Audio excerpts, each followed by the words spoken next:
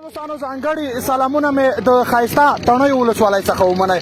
د تڼیو ژڼیو ترڅنګ د ښوونځي تنکي ماشومان او د دې ترڅنګ د خوست له بېلابېلو سیمو څخه ځوانان راغلي دي او له خیره سره د ونو اشر یې پیل کړی دی، خو پیل یې له خیره سره د تڼیو په سیمه کې ترسره شوی دی.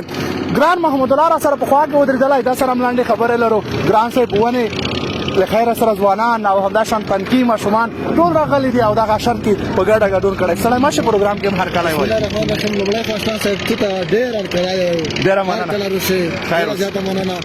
او د دې سره ترڅنګ دومره د خوشحالۍ ورځ ده چې زه خو اظهار کولی نه شم. بلکل د تڼیو ځوانانو په همکارۍ د مالي لګښت حاجي صاحب خیر مواد چې ملي تجارت دی هغې کړی دی، پښتني ځوانانو په ملاتړ چې ټول تاسو وینئ دلته راغلي دي په اشر ډول دی. نیالګي کې نه وي چې تقریبا دا 15 کیلومتره سړک دی د برګي نه تر سورکوټ پورې. دواړو غاړو ته به انشاءالله په 15-16 مترۍ کې ونه نیالګي کېنول کېږي چې تقریبا 15,000 شاوخوا نیالګي به تېر شي. او دا به څو ورځې ونیسي انشاءالله، ځکه سړک وګورئ ساحه ډېره ده.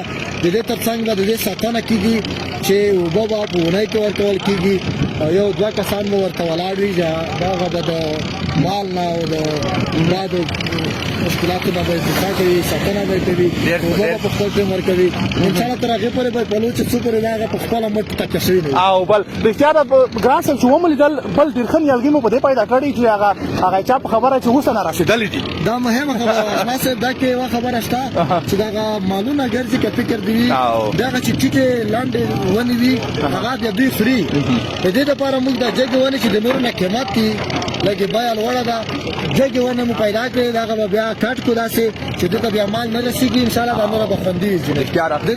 او دا چا چې دا کار کړی خدای پاک د ډېر اجرونه ورکړي. او په تاسو غږ کوو چې د نورو ولایتو ترڅنګ باید په نورو سیمو کې هم دا ډول اشر ترسره شي او دا ډول ملي تجاران راپورته شي تر څو د نیالګیو په اشر کې ځانګړې ونډه واخلي. ډېره زیاته مننه ګران صاحب.